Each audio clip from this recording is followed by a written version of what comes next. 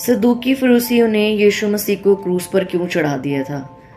क्या आप जानते हैं कि जो सदूकी फरीसी थे वो लोग यीशु मसीह के बारे में बहुत अच्छे से जानते थे। बाइबल की शिक्षाओं के बारे में बहुत अच्छे से वो लोग जानते थे। परमेश्वर की बातों के बारे में वो उनको आपसे ज़्यादा ज्ञान होगा और सबसे ज़्यादा उन लोगों को ज्ञान होगा। लेकिन उसके बावजूद भी उन लोगों ने यीशु मसीह को यानी परमेश्वर के बेटे को क्रूस पर चढ़ा दिया था। पता है क्यों? क्योंकि उन लोगों के पास ज्ञान था और बहुत ज़्यादा ज्ञान था, लेकिन उनके पास परमेश्वर की समझ, परमेश्वर का डर, पवित्र आत्मा की वो नॉलेज, पवित्र आत्मा से मिलने वाली अकल नहीं थी उन लोगों के पास। इसलिए वो लोग ज्ञान में इतना ज़्यादा पागल हो गए कि उनके सामने खुदावन का बेटा खड़ा है, खुदावन का बेटा उनके सामने मिरेकल्स कर रहा है, अपनी शिक्षाओं से ये जाहिर कर रहा है, अपनी बातों से बता रहा है, लेकिन फिर भी वो ये पहचान नहीं सके कि ये यीशु मसीह है जो इस धरती का उद्धार करता है। हालेलुया।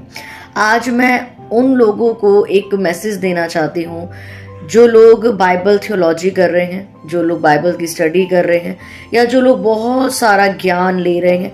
मैं इनकरेज करती हूँ उन लोगों को और मैं रिस्पेक्ट करती हूँ कि आप लोग खुदावंद की नॉलेज में बढ़ रहे हैं, आप परमेश्वर की इच्छाओं को जान रहे हैं और परमेश्वर के ज्ञान को भी आप बहुत ज़्यादा आप उसके अंदर बढ़ रहे हैं। लेकिन सदूकी फरीसियों की तरह ये चीज़ें आपके सर को ना चढ़ने पाए।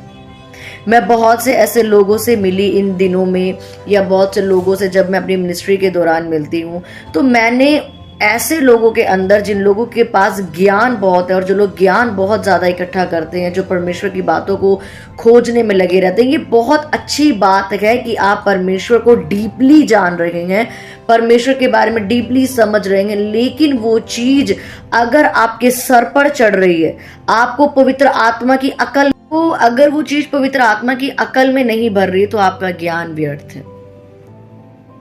मेक श्योर कि अगर आप परमेश्वर की बातों को जान रहे हैं, परमेश्वर की बातों को सीख रहे हैं, समझ रहे हैं, तो क्या पवित्र आत्मा की समझ से सीख रहे हैं या बस ज्ञान बटोरने के लिए सीख रहे हैं, जो सदूकी फरीसियों ने किया था।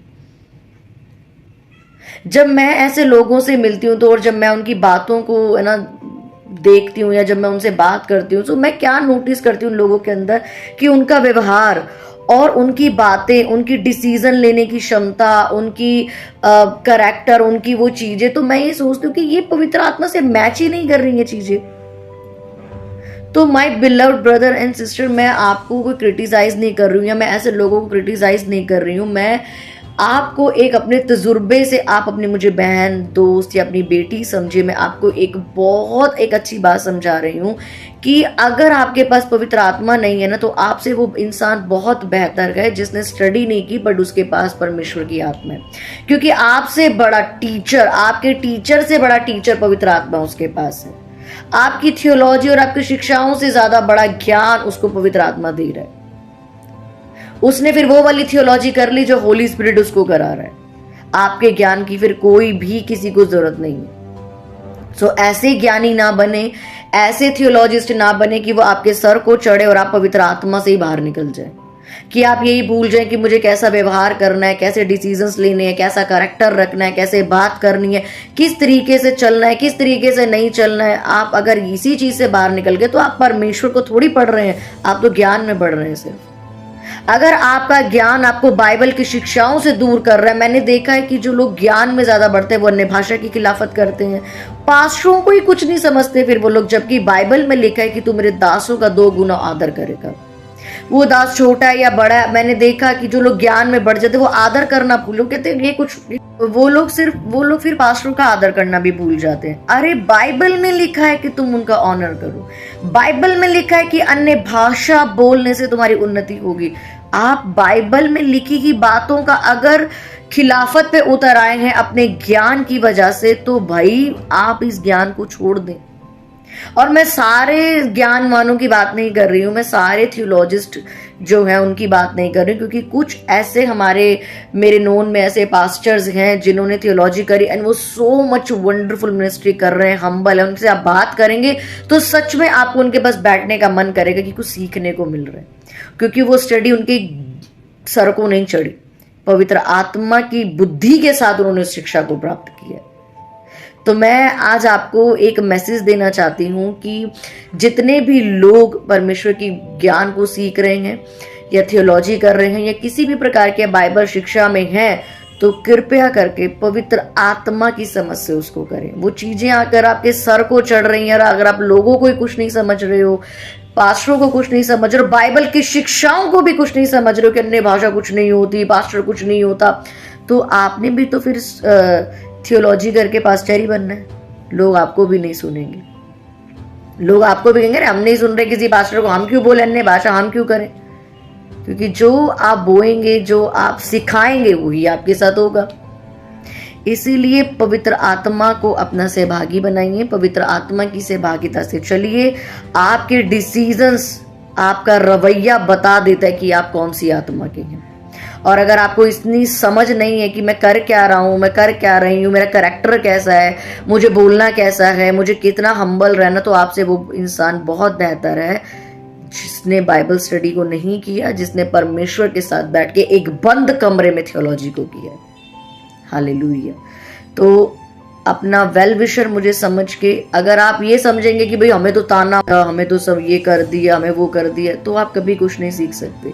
मैंने अपनी जिंदगी में ना अपने पास्टरों से बहुत डांट खाई है, थप्पड़ भी खाया है मैंने, तो इसलिए मैं आज यहाँ पर हूँ।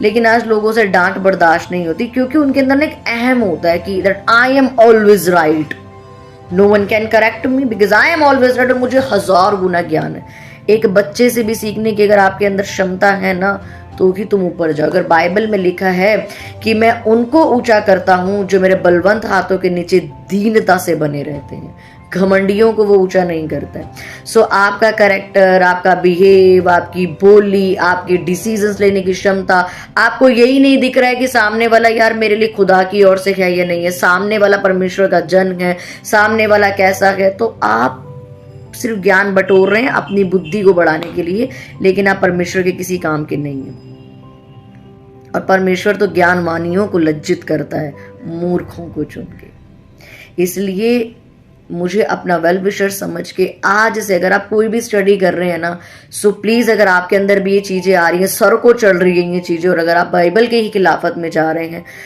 आपका व्यवहार, अपना बिहेव आप परखिए पवित्र आत्मा की प्रेजेंस में, परमेश्वर की प्रेजेंस में, तो आपको समझ में आएगा कि क्या सच में होली स्पिरिट है मेरी लाइफ में। क्योंकि याद रखें, बिना पवित्र आत्मा के आप सेवकाई नहीं कर सकते। आपका ज्ञान सदूकी फरीसियों की तरह आपको नीचे गिरा देगा और आप नाश हो जाओगे। आप यीशु मसीह, जिसने यीशु मसीह को क्रूस पर चढ़ा दिया ना, सदूकी फरीसी जिनको ज्ञान था, आप भी वही गलतियां करोगे। आपके सामने खुदा के लोग होंगे और आप जाओगे बाहर ढूंढने के लिए कि यार ये हैं वो लोग। सो इसलिए पवित्र आत्मा की समझ होनी बहुत जरूरी है। पवित्र आत्मा की अगुवाही को मांगे। पवित्र आत्मा से बड़ा कोई टीचर नहीं है, पवित्र आत्मा से बड़ा कोई थियोलॉजिस्ट नहीं बना आज तक, पवित्र आत्मा से बड़ा कोई स्कूल नहीं है, वो ही सब कुछ है। आप करिए जो आप कर रहे हैं, लेकिन उसको ना भूलें। और दूसरी बात मैं